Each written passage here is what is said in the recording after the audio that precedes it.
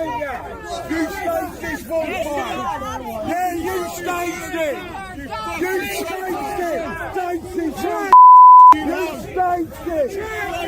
Beautiful presenter. Child abuser.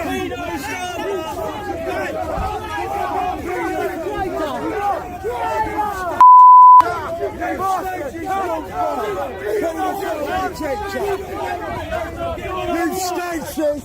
You're a child abuser! You child abuser!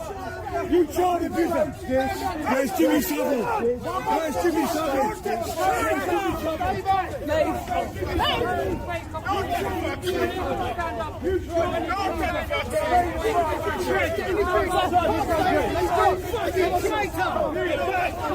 Get back! Traitor! You child abuser!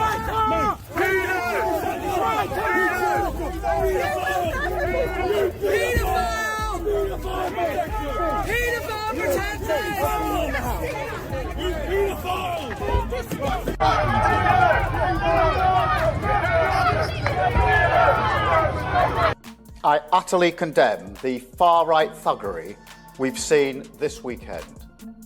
Be in no doubt, those that have participated in this violence will face the full force of the law. The police will be making arrests, individuals will be held on remand, charges will follow, and convictions will follow.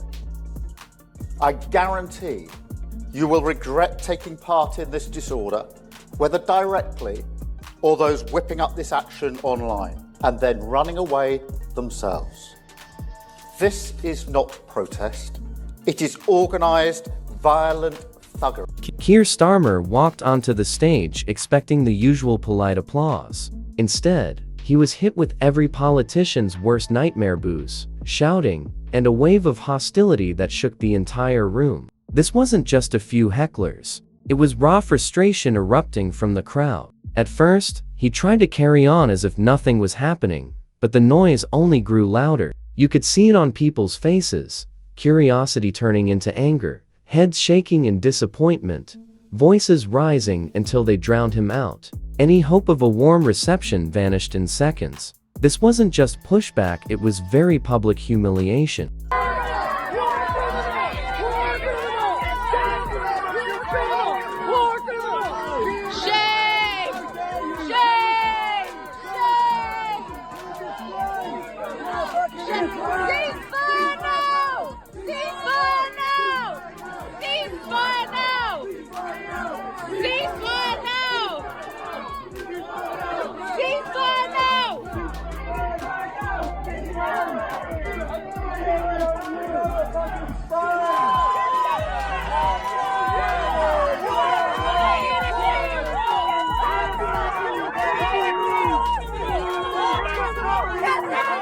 So, what went so wrong? Why did his own supporters turn so fiercely against him?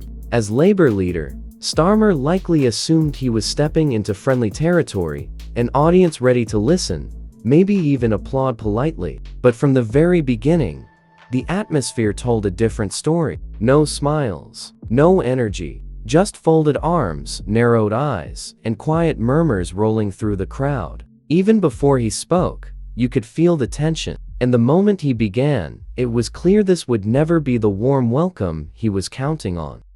Every stage during this crisis, my approach has been driven by the need to respond to both these tragedies. To stand by the right to self-defense of any nation which suffers terrorism on this scale, alongside the basic human rights of innocent Palestinians caught once again. Starmer opened with the economy, repeating the same familiar lines about growth and responsibility. The crowd stayed silent, arms crossed. His pivot to Brexit fell flat. Murmurs, eye rolls, whispers. Then came the breaking point, his rejection of a ceasefire in Gaza. The first boo sliced through the silence like a knife. Starmer flinched. More voices joined in. Within seconds, silence gave way to open hostility. Shouts filled the hall. Frustration spilled over. A woman stood up and demanded, "What about the children's care?" Others echoed her. Starmer tried to push through, raising his voice, but it didn't matter. He had completely lost the room. True democracy is citizen-led. Politics needs an update. We demand a people's house. We demand a people's house. We are in crisis. We are in crisis. Our whole future is...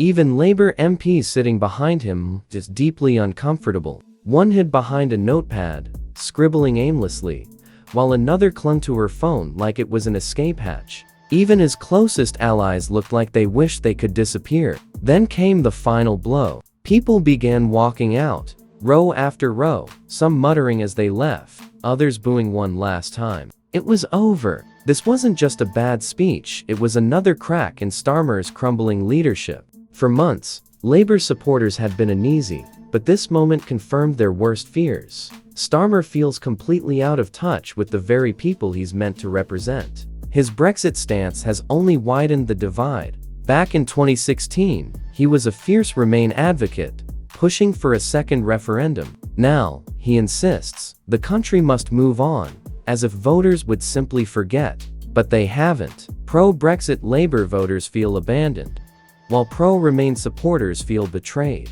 Somehow, Starmer has managed to alienate both sides. He thinks that bothers me, he doesn't know me.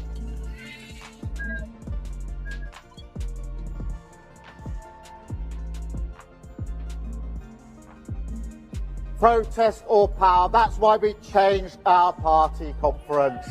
That's why we changed our party. Thank you.